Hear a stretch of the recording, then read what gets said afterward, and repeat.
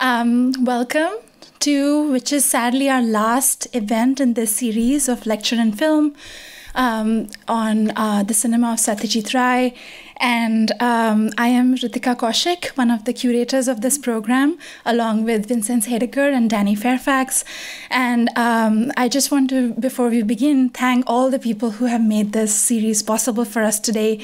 First of all, Bjorn Schmidt and Pramila, who have been tirelessly making each event possible for us. Bjorn in sourcing all the wonderful prints that you have been seeing here in this series, and also Pramila for her tireless projections of these films, many of which we have been seeing on 35mm here, and really beautiful prints at that too. So thank you. And I also want to thank our funders who have, whose generosity has made this event possible, especially the Atticus Fund of Goethe University, the Hessische Film- und Medienakademie, Verein der Freund und Förderer, Foundation for International Relations at Goethe University, and lastly, Contrast, an excellence project hosted by the Research Center Normative Orders and funded by the Hessisches Ministerium für Wissenschaft und Kunst. And today it is a special pleasure for me to also welcome our speaker for the night, which is Neepa Majumdar, who's joining us all the way from Pittsburgh. Thank you. But I will also introduce her in a longer way first. She is an associate professor of film and media studies in the Department of English at the University of Pittsburgh. She has a PhD from the Department of Comparative Literature in the Film Studies program from Indiana University in Bloomington, and also an MA and BA from the Presidency College in Calcutta. And some of you who have been here with us know that this college has been quite formative in many of the scholars who've been here. And Neepa Majumdar was also on the board of the Society for Cinema and Media Studies from 2013 to 2016. This is the main society for cinema and media studies in the US and abroad as well. And her research interests include film sound, star studies, South Asian early cinema, and documentary film. And while she has published widely in many edited collections and journals, I also want to point a recent piece by her on Disco Dancer and the Idioms of the Global Popular that was published in the Cultural Critique. And also this piece on gossip and labor and female stardom in the pre-independence era in India through the figure of Shanta Apte in an edited collection on doing women's film history. And her book, Wanted Cultured Ladies Only, Female Stardom and Cinema in India from the 1930s to the 1950s, published by the University of Illinois Press in 2009, is almost a core textbook, I would say, for not just Indian cinema, but for stardom studies broadly defined. And it was also awarded the honorable mention in the SCMS's first book award in 2010. And she's also the co-editor of the Wiley Companion on National Cinemas, this version on Indian cinema, which she co-edited with Ranjani Majumdar, who was here in May with us. And as I mentioned then, this book is especially important because it not only pays particular attention to regional cinemas like Bhojpuri cinema, Bengali, Malayalam, Manipuri, and Marathi cinemas, and also investigates the shifting paradigms of technology, aesthetics, and the archival impulse of film. And she has also written about Satyajit Ray's Batein Panchali, which, as you remember, was the first film we screened in this series, in Film Analysis and Norton Reader in 2005. And she's the co-editor of this very special journal called In Transition, Journal of Videographic Film Moving Image, and she also makes video essays. So here's a scholar who really does a lot of different things, as you'll see. But she's also the co-editor of the Moving Image Studies and Music, Sound, and the Moving Image, and Bioscope, South Asian Screen Studies by SAGE. And apart from her scholarship, I also want to point out that she is also an amazing pedagogue, and all her students at University of Pittsburgh have really been making strides in the field of international cinema studies. So I want to highlight her extensive efforts in mentoring all her students. And I also would like to say that she has mentored me, even though I was never her student. So with this, I really want to say how special it is that Neepa is the one who is presenting the culminating lecture in this very dear series to us. So please join me in welcoming Neepa Majumdar.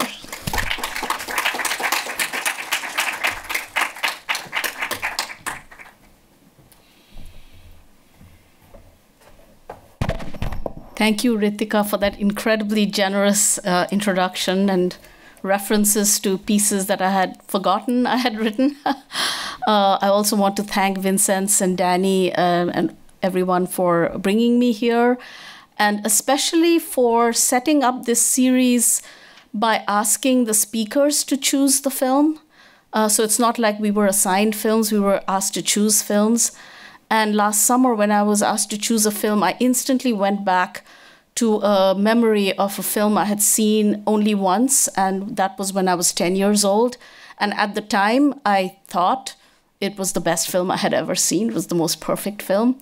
And I was very afraid to find out if it would hold up. So I watched it again, and I thought it kind of does hold up. And so I suggested this film, which is a bit of a risk because the film, when it came out, did not do well, both abroad or even in Bengal. I don't know why. So it's, you know, you will know whether it it holds up for you. But for me, it's a little gem of a film. This is a film that it's the third film that Satyajit Ray made after the first two parts of the trilogy, the Opu trilogy. It was sent to Cannes in 1958 and competed in the Palme d'Or. Obviously, it didn't win. And it was also a film that was sort of like this little film that was made during a hiatus when he was making the music room, Jalshaghar. So it was just this like little throwaway film, but he talked about how much he enjoyed making it. It was made very fast. And so I'd like to what I want to do today, one of the things that I, as a film viewer, absolutely hate. I don't even like to watch previews. I don't like to be told anything about a film. So for me, it was a bit of a challenge to give you the chance to see this film without being told anything about it, because I think that's really important. But yet, you know, so what I decided to do is to give you some contexts. I will show you some clips, but I'm not kind of talking about what it's about at any length, because you should be allowed the privilege of discovering this film for yourself. So I'm going to just go through a couple of things. I just want to say, I want to start by saying that the thing that attracted me as a 10-year-old about this film was this man, the main character. I just thought he was perfect. And in a way, now thinking back, I realize, you know, this film looks ahead to Satyajit Ray's ability to make children's films.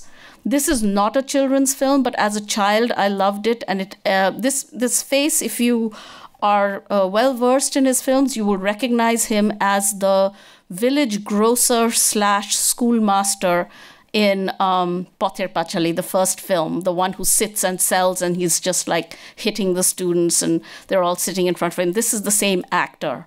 But I just thought that his face and his gestures and so on, he just kind of carries the film.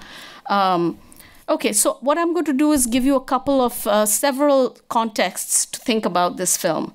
First of all, I should say that the film made in 1950 or released in 1958, based on a short story written in 1948, 1 year after Indian independence, by a Bengali polymath whose name was Rajshekhar Basu, but he went by the pen name of Parashuram. He wrote a sort of satirical and comic pieces. And Satyajit Ray once talked about how he was a very grim person they were family friends, and you would never, ever imagine that he had a sense of humor. He's famous in Bengal for being a major scientist and chemist. He started a major Bengal chemicals company. He's also the author of the Bengali English dictionary. I mean, and his, let me just go to the next. His dates, as you can see, he lived up to 1960, but his formation would have been really in the early 20th century. That's what he looks like. This is just another poster of PARASH PATHAR.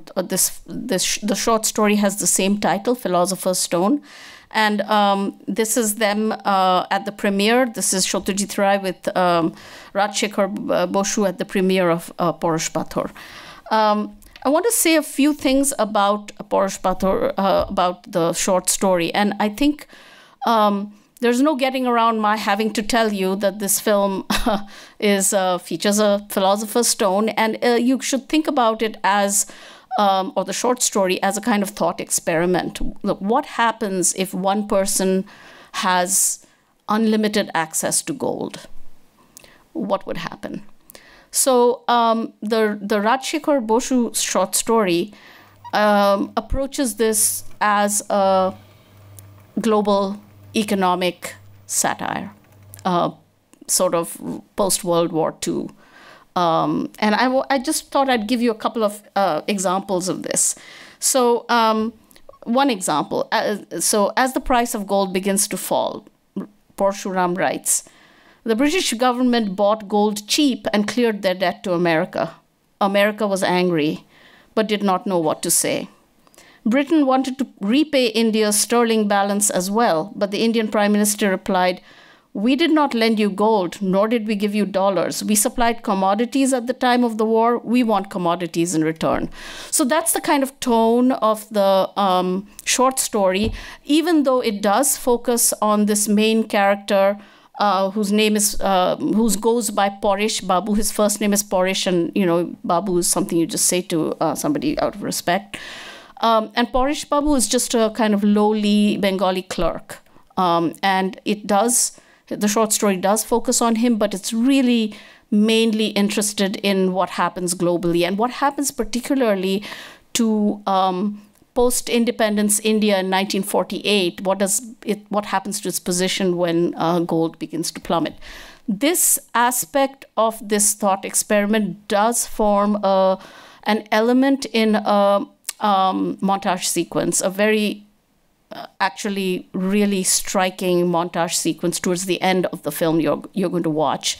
And it goes by fast, but there's a ton of stuff packed into it. It's really, really interesting. So the next thing that I want to mention is that this film and the short story, well, not so much the short story, but the film seems to me at least to bring together a constellation of forms and figures of Bengal.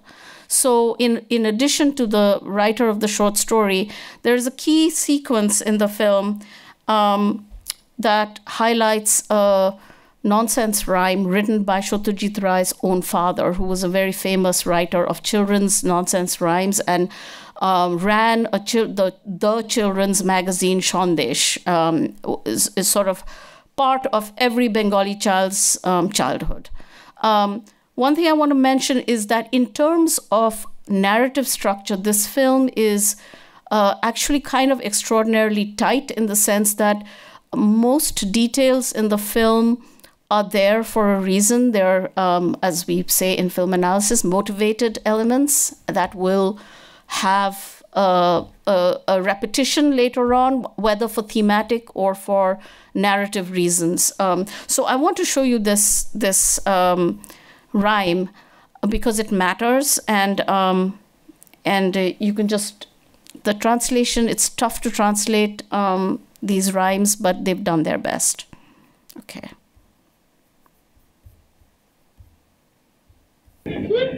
আগে সেই বলতেটা বল কোনটা কাজটা বললি রামচু হ্যাঁ এটা কো তোরা tongue কিটপাটকাই কিটপাট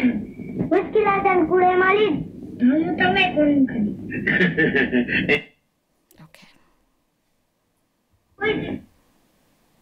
All right, so just showing you that so that it stays with you, and then you understand why it shows up again later on, and that it's a nonsense poem.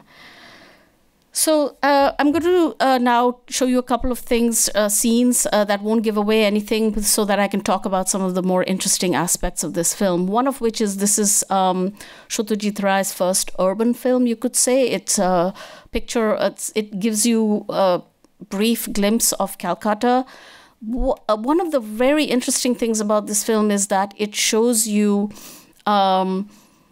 minority communities as well in Kolkata. So it's not just showing us the Bengali middle class. So as far as that thought experiment about what happens if somebody has unlimited access to gold goes, the film takes it into the social realm. As you can imagine, it's a portrait of what happens when somebody rises through the classes.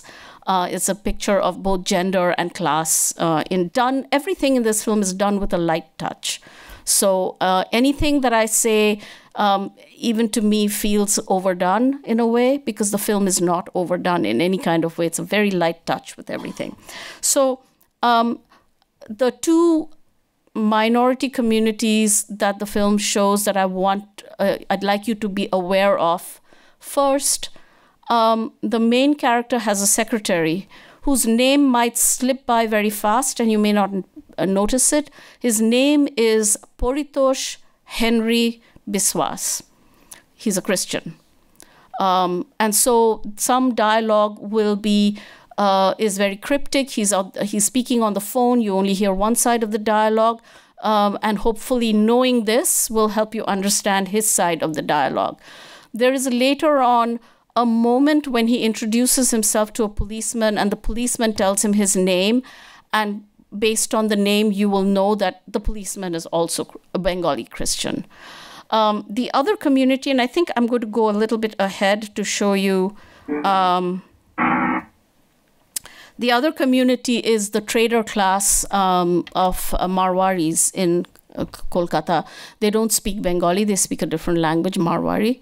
But they speak Bengali with an accent and with some grammatical errors, and that's going to be translated into the subtitles. So if you find the subtitles odd, that's because it's meant to show that these people are not speaking Bengali. I also wanted to draw attention to something that I wouldn't be able to show you without spoilers, is the beautiful framings of many of these shots, such as over here, the mirror behind him has our main character.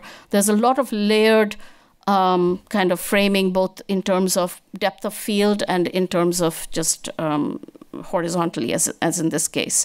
So these two figures, they're different characters, are Marwaris, and one way perhaps to understand them, who's a Marwari, is basically on how they speak, but also in how different they look from Bengalis in terms of their headgear and the tika that goes down this way.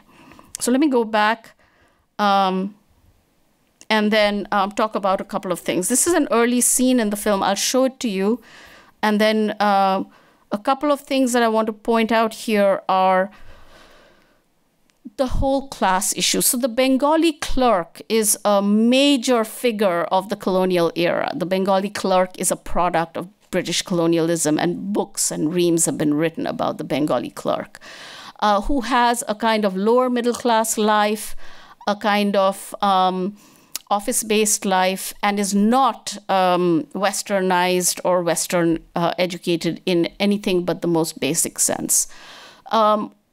In this scene, let's just watch it and we'll talk about it. But you'll see that the people who are trying to get into the lift wear different kinds of clothes. So a whole bunch of people are wearing Western suits, but our main character is wearing a dhoti Punjabi. So that's one way you can tell who are the bosses of this office and who are the clerks. So let's just watch it real quick. Chandra Datta.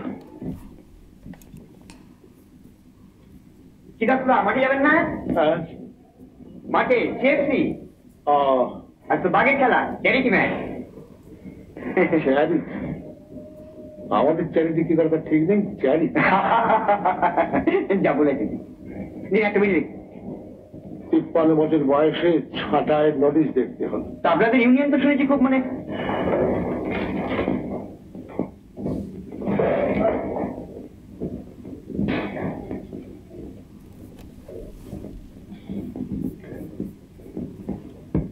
I'll stop there. The scene continues, and I want to show that to you, just to point out that they were there first. They were about to get in, but they don't. They let their bosses get in. It's just a brief moment, but it's a moment that there are many ways in which the film tells us what the social condition of this character was before he comes into wealth. In fact, a critic, Chidananda Dasgupta, says that this film is actually meant to be, many key scenes in the film are actually a glimpse into poverty as opposed to wealth. Okay, so let's continue this.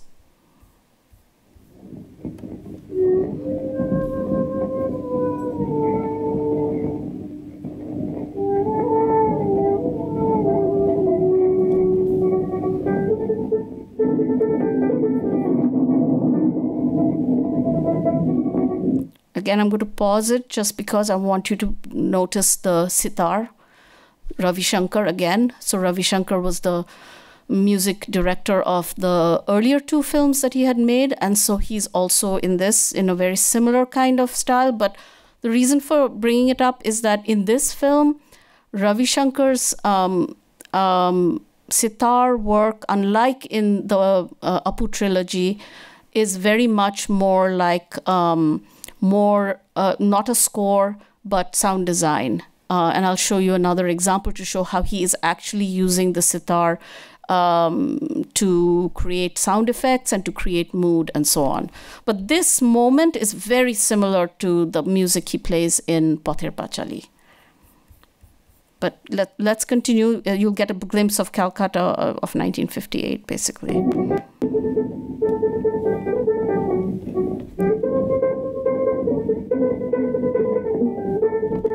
That's the governor's house, formerly the viceroy's house.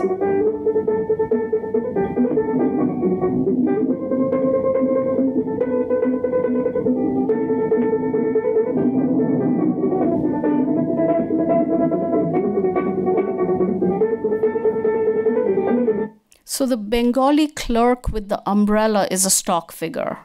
And is very much being played in that way. Stock figure in all kinds of, ranging from cartoons to stories to films and so on. Right from the start of Indian cinema, you have the guy with the umbrella, and he's immediately placed. He ends up there's a rainstorm, he ends up in a park called Curzon Park, and there are these light touches again to the British colonial past. And Curzon was the viceroy who oversaw the first partition of India in 1905, only the Bengal partition. So Bengal wasn't partitioned just during independence in 1947. It was also partitioned once before in 1905. It was highly unpopular and was eventually reversed. So let's move on. And then just to contrast and see this other kind of sitar work, let's see this.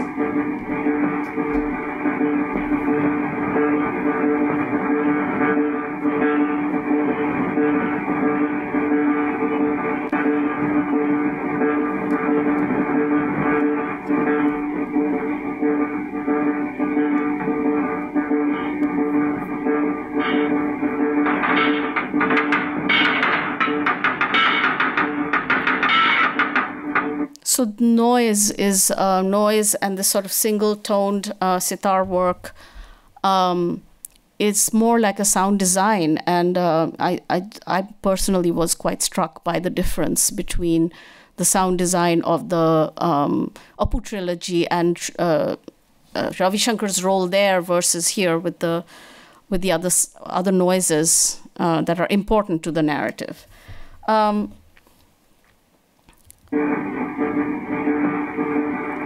mean, it just continues with that tone for quite a while. So I'm going to go on since in the... and then we have, as I said, everything here is with a light touch. So here's a moment that, just so that we don't not notice it, I'll just show you this scene in a junkyard for scrap iron.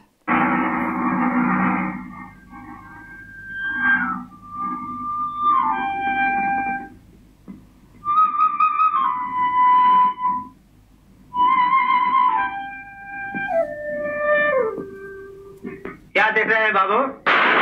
अरे ball. Ball नहीं, गोला, mutiny का गोला। Mutiny का गोला? ये कौन सा बोले भाव? कैसे ले गए? नहीं गोटा दी। नहीं जान। So the mutiny was the references to the variously called First Indian War of Independence, the mutiny of 1857. And I think this is, again, this sort of light touch, 1958, the cannonballs fought in the mutiny are worth nothing because he gives it away to him for free. So there's just that light touch to that moment in 1857, as a result of which the British East India Company was no longer the ruler of India. The British government took over, and it was the, you know, Her Majesty's colony, as opposed to a place run by a company, the British East India Company. It was the mutiny that effected that transition. Okay, so the other thing that I find very interesting about this film is that, as I said, it brings together a whole set of, almost like a constellation of references that kind of are embedded in a kind of very local Bengali culture, which may be one reason that the film didn't do very well. And one of them, so I have mentioned already the nonsense rhymes of Shukumar Rai, the satiric short stories of Parshuram, the colonial history of Bengal's partition, and so on. And now we have our main character in a very interesting scene casually mentions that before he was a clerk in his youth, he used to act. And I'll just show you a quick scene. He does a scene he used to act in jatras or in folk, they don't say it, but it's understood, these folk plays that are based on epics. And he will end this scene by saying it's Karna, a character in Mahabharata. Those are the lines, that's the role he played, and he still remembers the lines. Now, Karna is a character, if you know the Mahabharata, he is the most... he's the most kind of gray, as opposed to black and white character in the epic, in the sense that he faces all sorts of really thorny ethical dilemmas. So to my mind, it's not an accident that that's the role that this character is given. None of this is in the short story, by the way. So we're going to see a scene of what James Naramore calls meta-performance, where a character in a film plays a character. That is, when we see an actor playing somebody who acts. So we see a double layer of acting. And in this case, we will see the difference between film acting and jatra acting. It's for 40 boys. I mean, I can't believe it. The other jatra last day, खूब सुनी थी, खूब शौक चलो. अभिनय करी थी. जलाय प्रवीण, बिल्लमंगल साधक, जयदेव पराशर, कर्णा अर्जुन कर्ण. बोलें की सर? भाग्य नहीं जानी छाया किंबा काया कौन मायार सृजन नारी किंबा नौरे की आकार तार पियोले जार त्रस्त संसार शिक्षाचार शासन दुर्बार अवहेले करी पदानत देवता मानव नियति उदा स्थान तार যদি পাই বালিক সম্মুখে আমার গুরুদত্তশীর প্রহারে খণ্ড খণ্ড করি তালে করি দূর জগতের জ্বলন্ত জঞ্জাল। কর্ণ, সেসব দিন গেছে Priyatosh. So just to briefly suggest that that particular character may be seen to have some resonances with the character he's playing here. However, the actor, Tulsi Chakraborty, was also a stage actor. So there's multiple levels at which this scene would be read.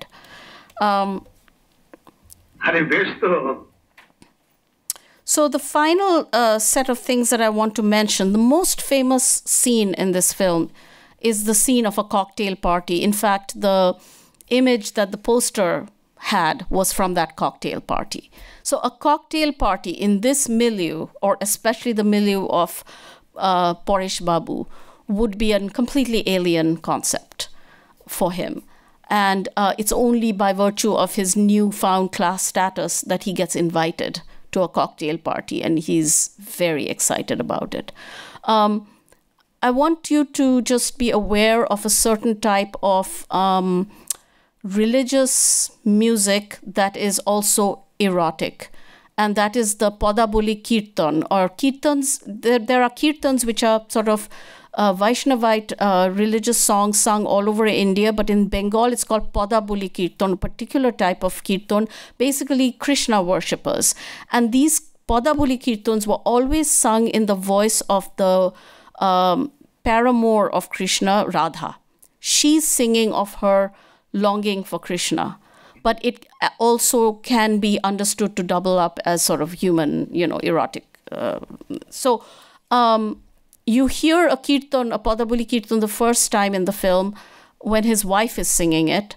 And it's one of those scenes that I'm not sure, if you are not Bengali, you would know what she's singing. And then we'll see another Padaboli Kirtan in the cocktails party scene. So let me just show that to you. It's a very particular style of singing and a very particular melodic form that's repeated across all the songs. কৃপারাম কাচালুর বাড়ি থেকে আপনার একটা নিমন্ত্রণ এসেছে। আপনি জানেন কি কিসের চায়? না, ককটেল। হ্যাঁ, কি বললেন? ককটেল। ককটেল? হ্যাঁ, যাবেন? ককটেল? হ্যাঁ, ককটেল। যাবো কি? আবার যাবো? ককটেল, ককটেল, ককটেল, যাবো কি? Cocktail.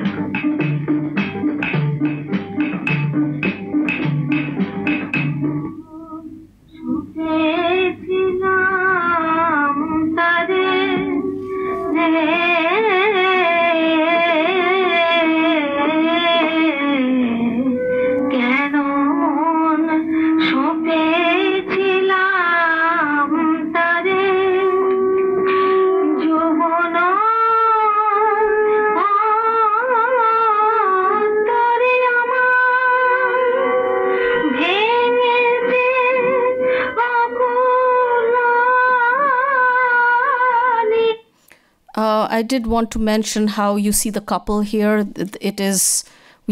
This is them in their youth, and earlier in the film you will notice it was a small photograph, and now you have a big portrait. But the idea of the couple is obviously being shown when we have this kirtan being sung about Radha and Krishna.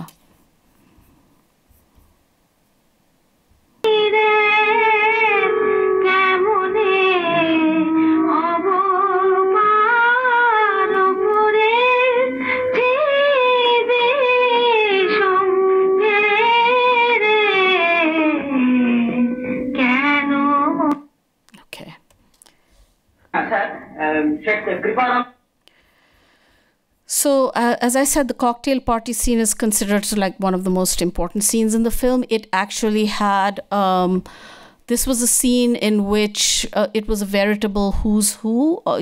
So Satyajit Ray basically asked all kinds of people to show up in that scene, and they did.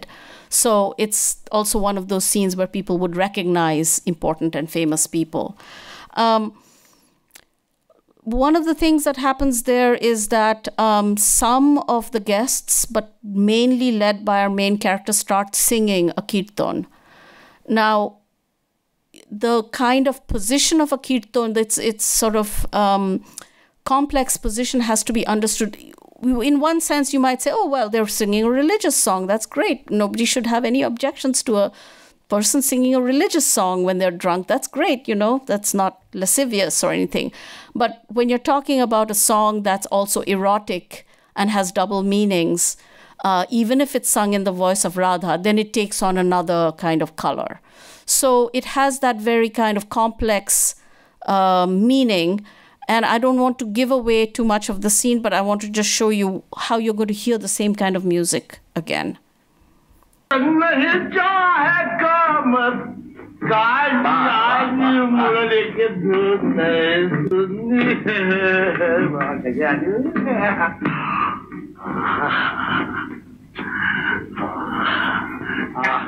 This time you see the real couple, Krishna and Radha.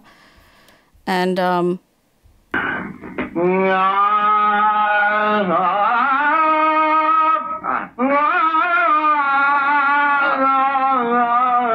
this is the typical opening of a Padabuli Kirtan. So even before words have come out, the viewer would know, okay, he's singing a Kirtan, just like his wife was.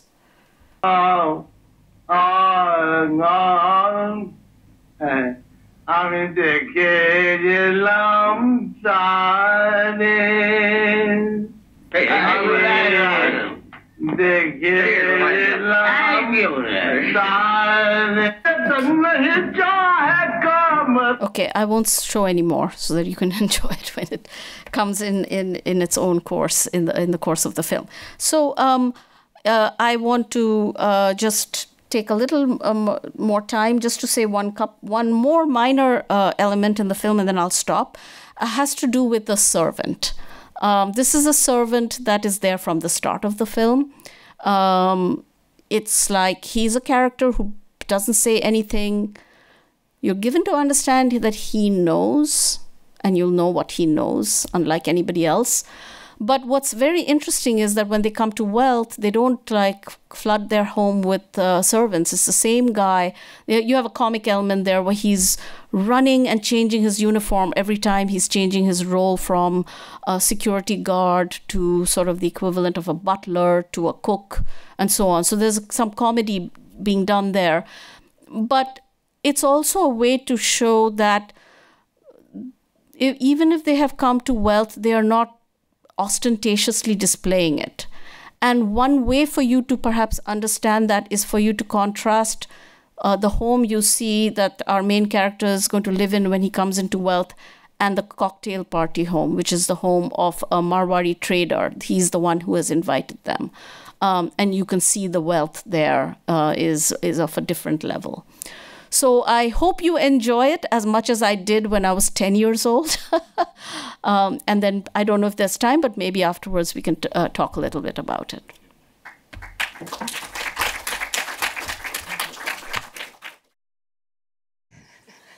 I think everyone needs a moment to digest the film.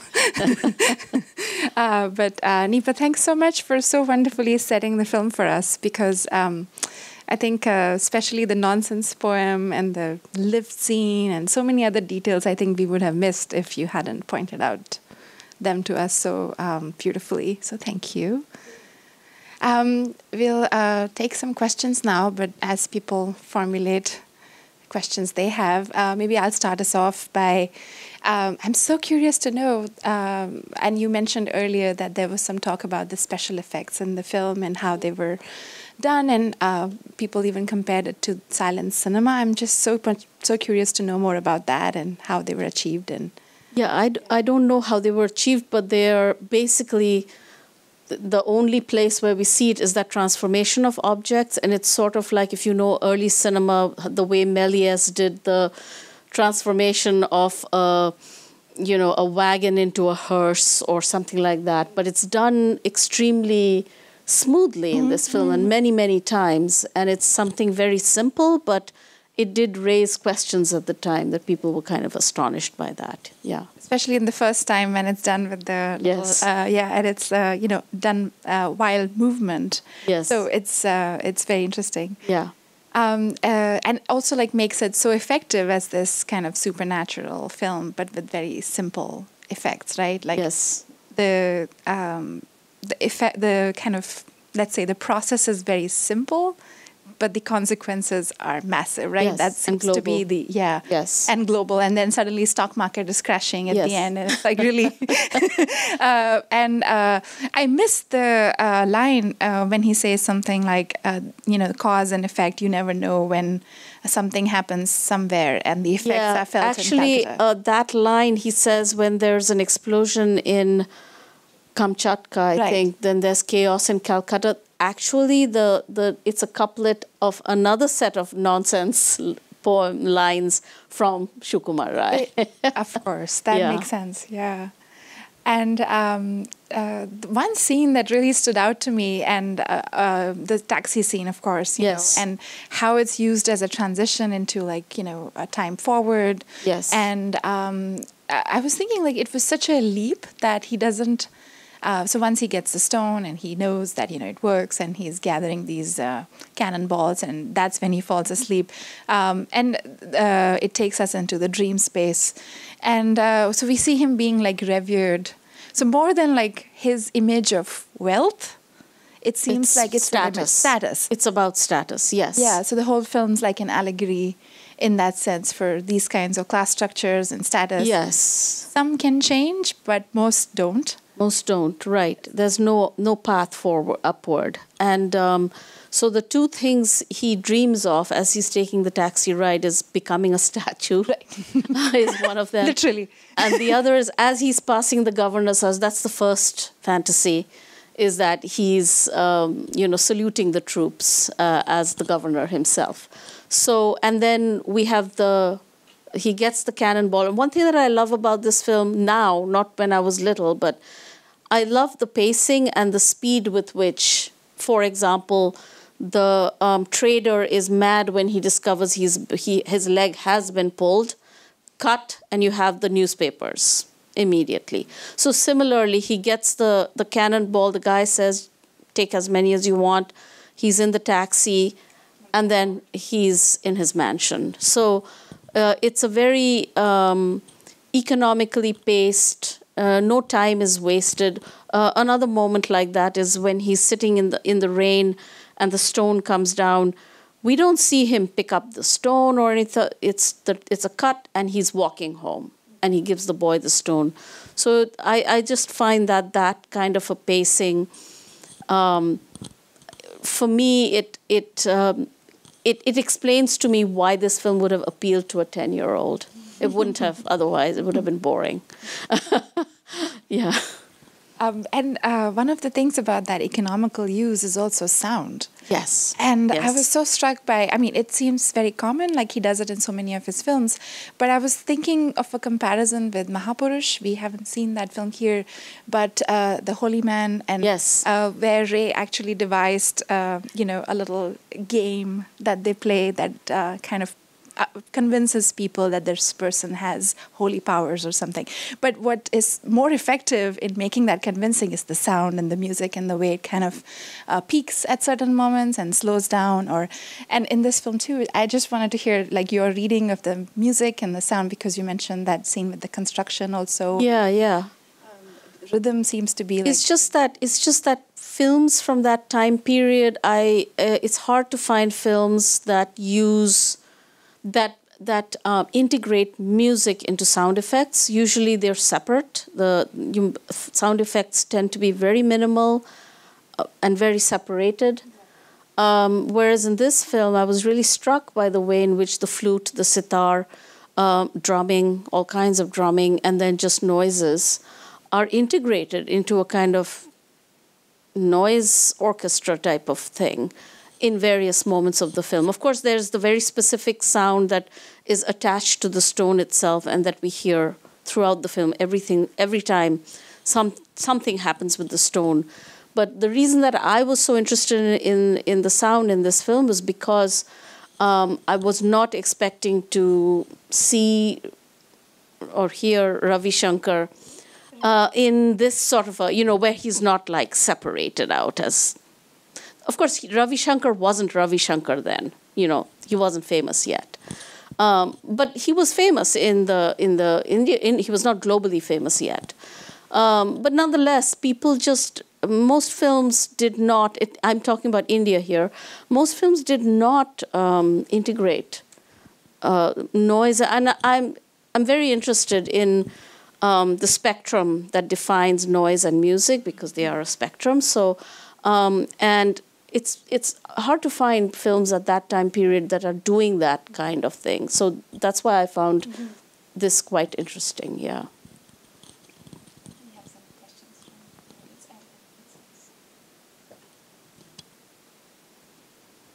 Yes, thanks very much for your lecture. I have two questions. One is I'm referring to the issue of music, and the other one is referring to the fact that the film is also hinting at other films, of course.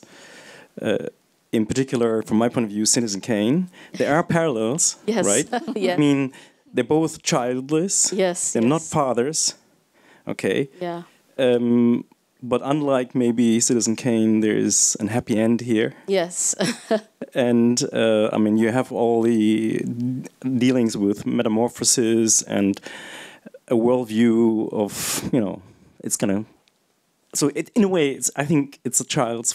It's made for children. I think. Yes, But anyway, the issue with music is, I mean, my favorite movie by Ray so far is Music Room. Yes.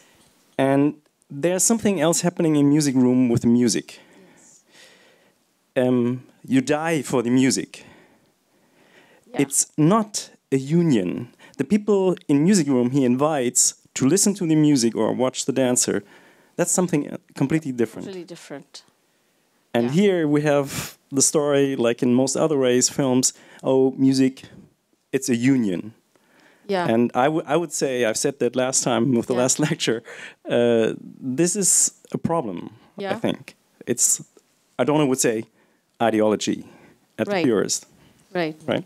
One thing that's interesting in this film is one of the things that Rai said after this film when it didn't do well was that, and it didn't do well in India or in Bengal, and he said, it's because they want song and dances.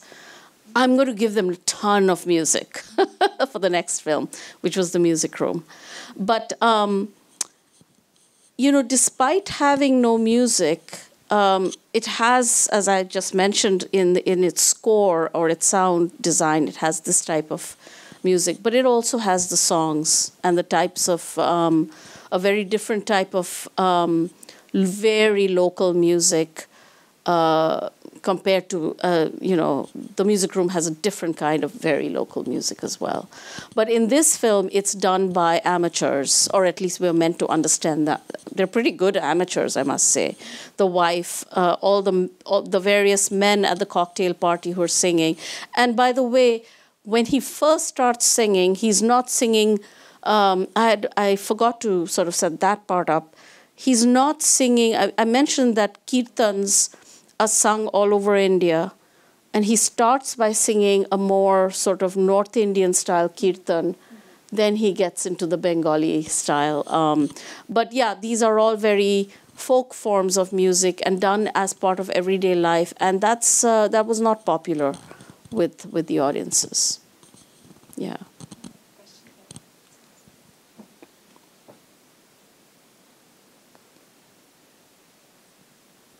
Yeah, thank you for setting up the film so beautifully and bringing it to us. And thanks to the Film Museum for getting this wonderful print.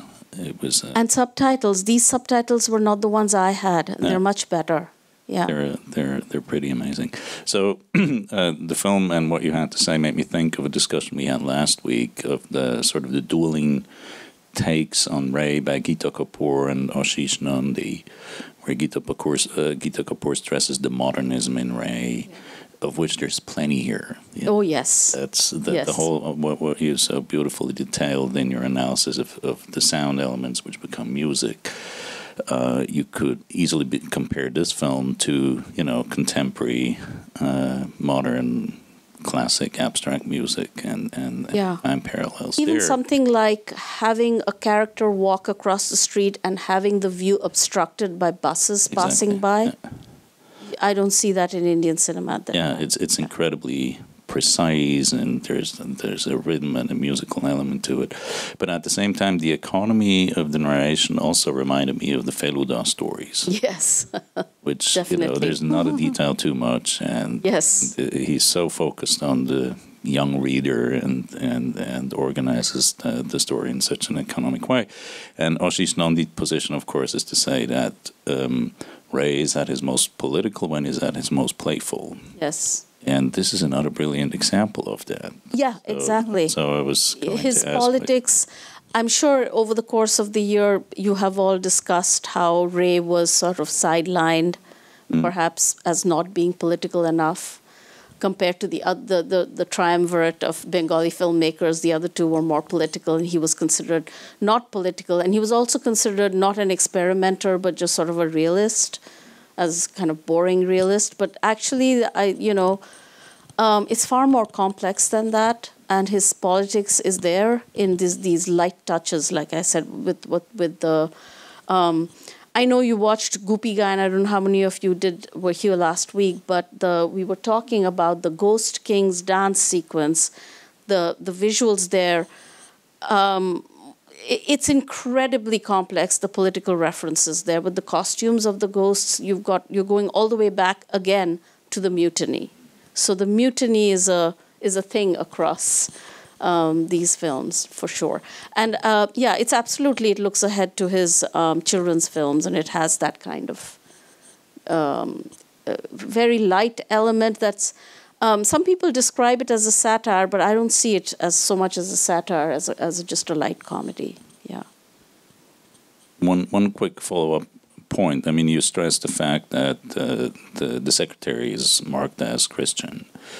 And I'm, of course, fascinated by the whole transubstantiation theme here. Yeah. And I wonder if you had something more to say about the choice of making the secretary. This aspect of it has puzzled me because it's in the short story as well. It's the same thing. He digests the stone, and it's a lovelorn young man. Basically, that's the story.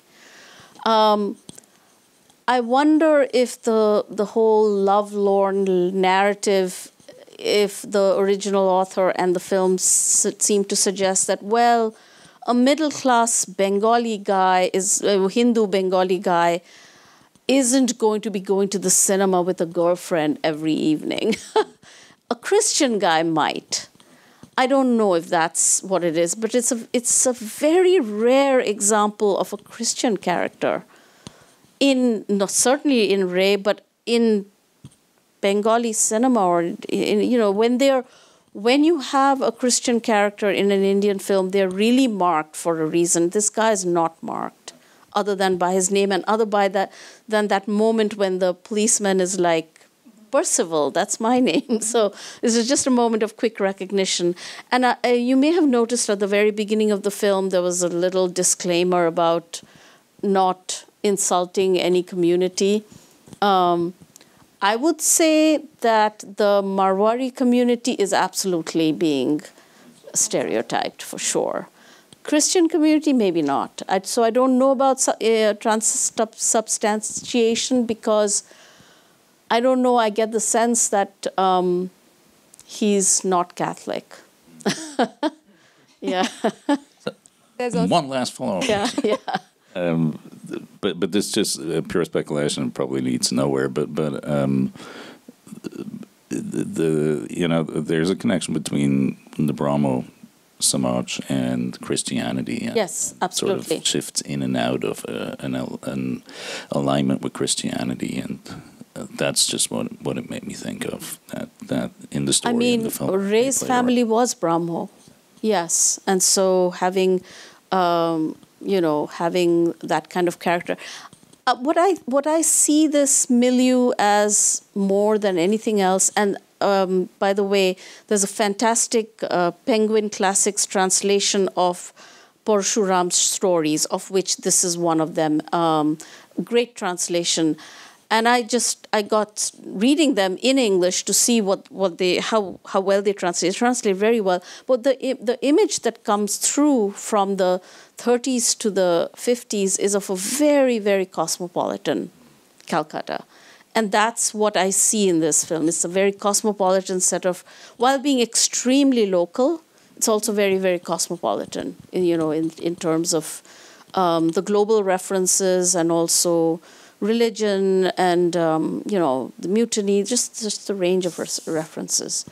Yeah. I was also thinking that the joke that his digestion is very good also seems to speak to the Bengali obsession with digestion. Yeah. So it's like, this person, yes, his digestion is very good. Clearly, none of us have it, it seems like there is also that. Yeah. No, that's very true. Yeah, but, yeah. Any more questions from our audience tonight?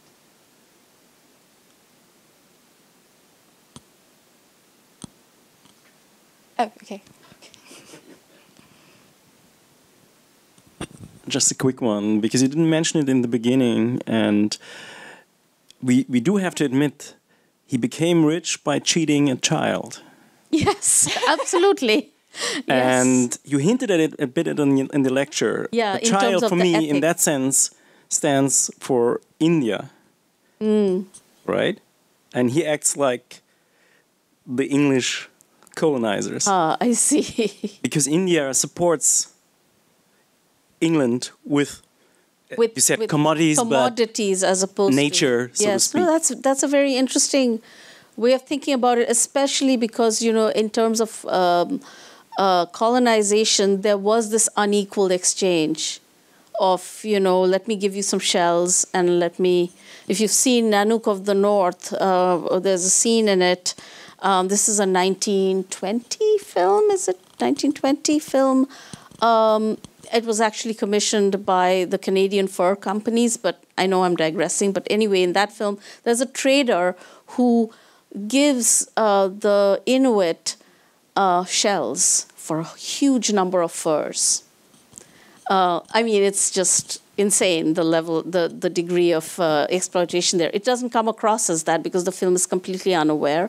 But it's like that. So I can see what you're saying there. He just buys him a bunch of candy and toys and But the boy is very knowing. He knows exactly what the guy has come back for. But it's also interesting that he's willing to trade the atom bomb, for the pistol. Yes. He's like, a pistol, sure, I'll take that. Sure. Yes. He doesn't, he's not that interested in the candy or but there's something like immediate about that pleases him, that, he also wants to change the soldiers into gold for some reason. Yes. So there's that war reference right there. There is also. That war. And I was also thinking like how the idea of, the pre-colonized India as this golden bird, which had a lot of wealth, gold, and then through colonization was robbed of it. So there's also some line element there. Of that there. With the kind of gold kind of coming in, and how now that it's like this unmutable thing that suddenly is available freely, creates a crisis, So there's some weird thing going on there. For me, the most interesting thing about the whole thing is the way it ends.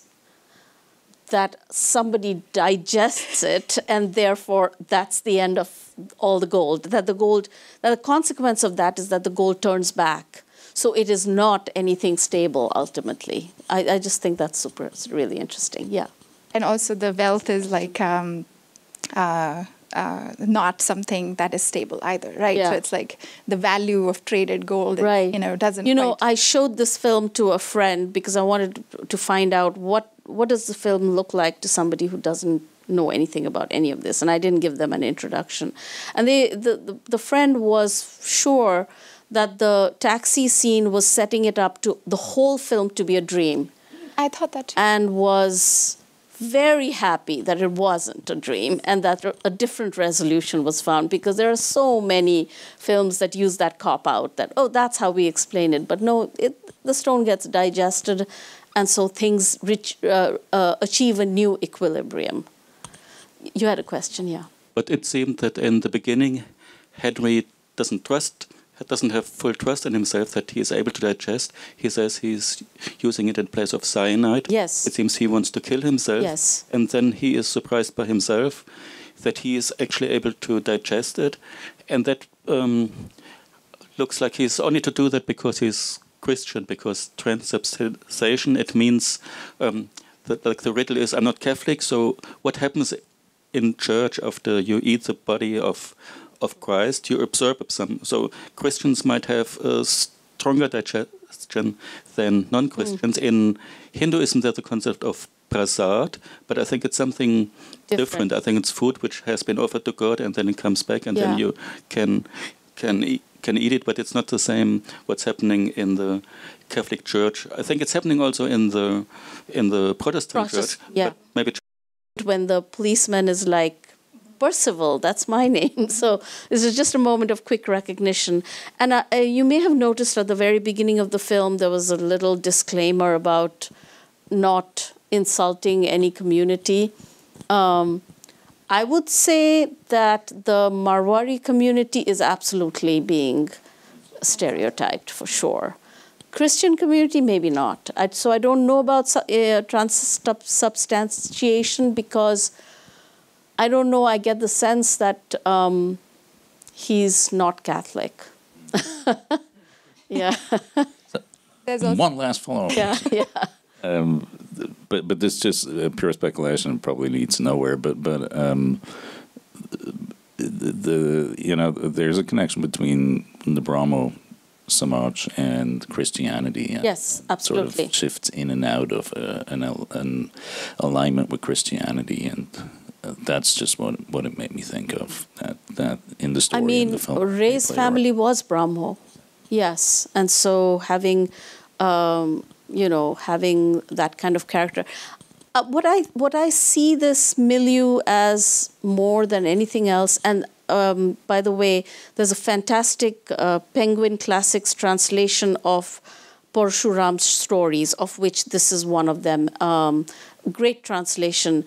And I got reading them in English to see how well they translate. They translate very well. But the image that comes through from the 30s to the 50s is of a very, very cosmopolitan Calcutta. And that's what I see in this film. It's a very cosmopolitan set of, while being extremely local, it's also very, very cosmopolitan, in terms of the global references, and also religion, and the mutiny, just the range of references. Yeah. I was also thinking that the joke that his digestion is very good also seems to speak to the Bengali obsession with digestion. Yeah. So it's like, this person, yes, his digestion is very good. Clearly, none of us have it. It seems like that is also that. Yeah. No, that's very true. Yeah, but yeah. Any more questions from our audience tonight?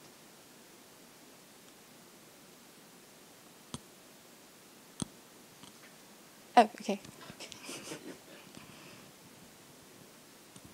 Just a quick one, because you didn't mention it in the beginning, and we do have to admit, he became rich by cheating a child. Yes, absolutely. And you hinted at it a bit in the lecture. Yeah, the child, for me, in that sense, stands for India. Right? And he acts like the English colonizers. Ah, I see. Because India supports England with you said with commodities, as opposed nature, to so to speak. No, that's a very interesting way of thinking about it, especially because, in terms of colonization, there was this unequal exchange of, let me give you some shells, and if you've seen Nanook of the North, there's a scene in it. This is a 1920 film, is it? 1920 film. It was actually commissioned by the Canadian fur companies, but I know I'm digressing. But anyway, in that film, there's a trader who gives the Inuit shells for a huge number of furs. I mean, it's just insane, the level, the degree of exploitation there. It doesn't come across as that because the film is completely unaware. But it's like that. So I can see what you're saying there. He just buys him a bunch of candy and toys and yeah. But the boy is very knowing. He knows exactly what the guy has come back for. But it's also interesting that he's willing to trade the atom bomb, yes, for the pistol. Yes. He's like, oh, a pistol, sure, I'll take that. Sure. Yes. He doesn't, he's not that interested in the candy or but there's something like immediate about that pleases him, that, he also wants to change the soldiers into gold for some reason. Yes. So there's that war reference right there. There is also. That war. And I was also thinking like how the idea of, the pre-colonized India as this golden bird, which had a lot of wealth, gold, and then through colonization was robbed of it. So there's also some line element there. Of that there. With the kind of gold kind of coming in, and how now that it's like this unmutable thing that suddenly is available freely, creates a crisis, So there's some weird thing going on there. For me, the most interesting thing about the whole thing is the way it ends. That somebody digests it, and therefore that's the end of all the gold. That the consequence of that is that the gold turns back. So it is not anything stable ultimately. I just think that's it's really interesting. Yeah. And also the wealth is like not something that is stable either, right? Yeah. So it's like the value of traded gold, right. Doesn't I showed this film to a friend because I wanted to find out what does the film look like to somebody who doesn't know anything about any of this, and I didn't give them an introduction. And the friend was sure that the taxi scene was setting it up to the whole film to be a dream. I thought that too. And was very happy that it wasn't a dream and that a different resolution was found, because there are so many films that use that cop-out that, that's how we explain it. But no, the stone gets digested, and so things achieve a new equilibrium. You had a question, yeah. But it seemed that in the beginning, Henry doesn't have full trust in himself that he is able to digest. He says he's using it in place of cyanide. Yes. It seems he wants to kill himself. Yes. And then he is surprised by himself that he is actually able to digest it. And that looks like he's only to do that because he's Christian, because transubstantiation, it means that like the riddle is, I'm not Catholic, so what happens in church after you eat the body of Christ, you absorb some. So Christians might have a stronger digestion than non-Christians. In Hinduism, there's the concept of prasad, but I think it's something different. I think it's food which has been offered to God, and then it comes back, and then you can eat it, but it's not the same what's happening in the Catholic Church. I think it's happening also in the Protestant Church, but maybe a year or something, so it's more special. And when you look at it politically, then it's not a political attitude in terms of activism like the others, but it is more theoretical. If you look at Marx, first chapter of the Capital, then there's the idea of gold as a gold standard, and there's a written piece of Marx when he was younger, and he tells the story when the Spaniards, when they reached an island in the Caribbean, and the indigenous people, they immediately grasped that the fetish of the Spaniards, it's gold. So they tried to entertain them, and they made some kind of celebration, a ritual with gold at the center. And then the young Marx, he describes that at the end of the entertainment, the indigenous people in that island, they took the gold and they threw it into the sea. And I think Ray is doing something similar. He gives us the display of iron, of loha being turned into gold, and then in the end he is reversing it, and he is fully reversing it by turning all the gold back into iron. No, that's all very, very, very interesting. And it also reminds me of the joy of the couple in having gold and the joy of the couple in getting rid of the gold. So, and one of the cultural elements here that I didn't talk about is what gold means to Bengali women. That is a whole other story. And when she is, you know, when she's singing that song and he brings her the gold, that's the moment when we see her still in the phase of, you know, greed for gold. And then later on, she takes all the boxes out.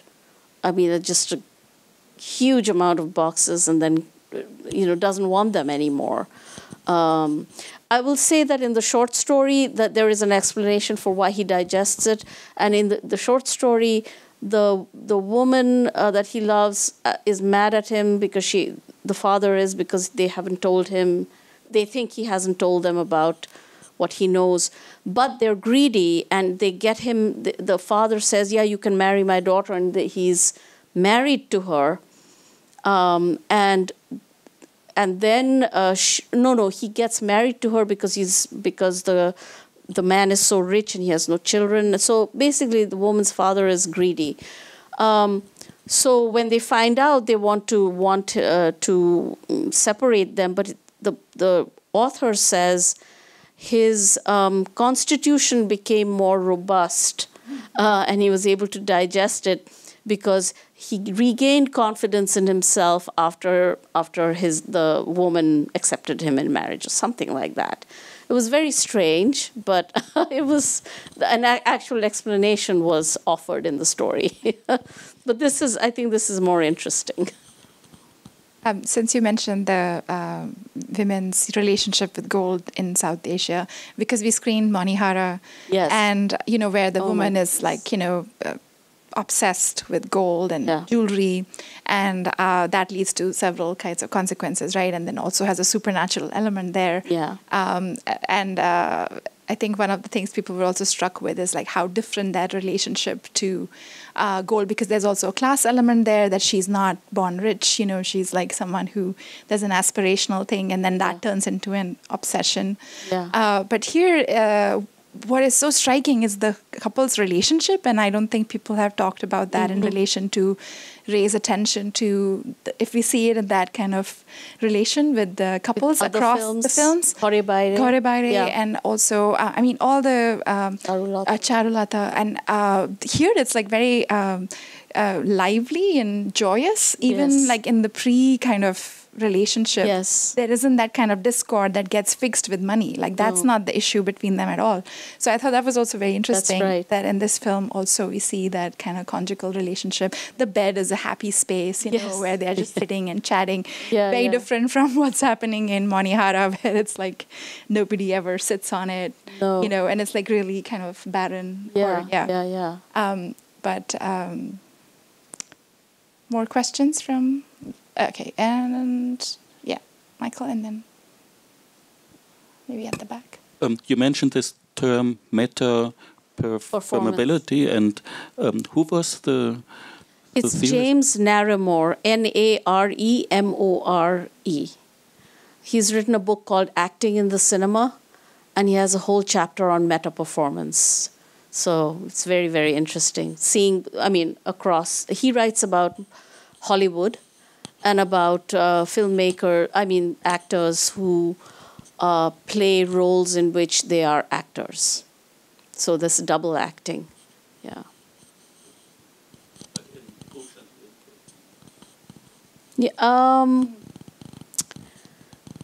no, it would be more a matter of something as simple as the Naremore example is when a young woman who's in love with this is a Lillian Gish film, where she's in love with this man, and she has, they were supposed to be together, but the guy has now come with another woman. And there's a party, and she has to put on a brave face and appear to be happy.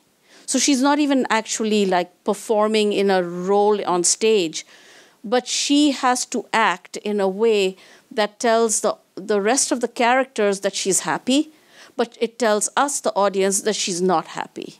She has to do both, because there's two people in there. There's the actual character, and then there's the character pretending to be something else. So pretending also counts as meta performance, and it just kind of is a way of showcasing performative brilliance. You know, like Lillian Gish in that film is just incredible. This is a silent film, actually. She's incredible with the kinds of movements across her face as she's swallowing her grief at this betrayal. She's the one who has secretly financed the guy's college education. And then he comes home with another woman. So she has to celebrate. Another great example is It's a Wonderful Life, when Jimmy Stewart's character goes to the train station to receive his brother. His brother is going to finally take over and he can go off on but his brother has arrived with a wife and has another job. And his face falls, but he has to be happy for his brother, and he has to show both. So another moment of meta-performance. So this is not such a great example of meta-performance because he just declaims. But it's interesting to me because it highlights two different styles of performance that were in existence in Bengal at that time. I mean, jatras were very popular. And the way in which he declaimed those lines, that would have given some audience members great pleasure because, yeah, you went to the jatra to hear people talk like that. So in that sense, but it's not the kind of meta-performance that Narramore is particularly interested in. Did we have a question at the back somewhere? Okay. Okay. Then. Yeah, one more. Yeah. Okay. I think this is not a good concept, meta-performance. Yeah. And it's not an example of meta-performance at all. Yeah. If you think about meta-language, yeah. If you think about the meaning of the word meta, okay? This is not performing about performing. No, it's not. Yeah. All right. Yeah. So, but and maybe the whole concept is a bit problematic. Is, you can take your beef with Narramore. He talks about, he has an entire chapter in which, or two chapters in which, yeah, it's a good word to have because otherwise there isn't one word by which you can talk about characters having to perform for different audiences simultaneously, the internal audience and the external audience. So, but it's also that he declares that it's from Karna at the end. Yes. It's not, it doesn't begin by saying that now I'm going to recite a few lines from. So it works in that sense, I thought, you know, that... But it's meant to be a self-reflexive moment where we are suddenly remembering that, oh, these are performers. He's actually acting here. And it's also a moment that takes us outside the film because everybody knows that actor, Tulsi Chakraborty, was a stage actor. So it's a sudden collapsing of that boundary between character and actor, and it suddenly bursts it open out of the narrative. So that's another type of meta-performance that he talks about, where the star biography and the actor's role come together. And it's very interesting when it comes again at the end when he's like, oh, have you done some acting? And he starts reciting the same 3 plays that, you know, he did. Yes. And then he stops himself and it's like, okay, well, that's the reason. Now I get it. And, and then he's like, oh, no. Yeah. I've given myself away. Yes, I've given myself away. Yeah. Any last questions? Because I also want to be mindful of time. Of time. But, okay. Yeah. Well, in that case, we thank you, Neepa, for being here for this being great audience. Wonderful. And thanks everyone who has been with us this past year and shared the love of Satyajit Ray with us. So we are very grateful. Thank you so much.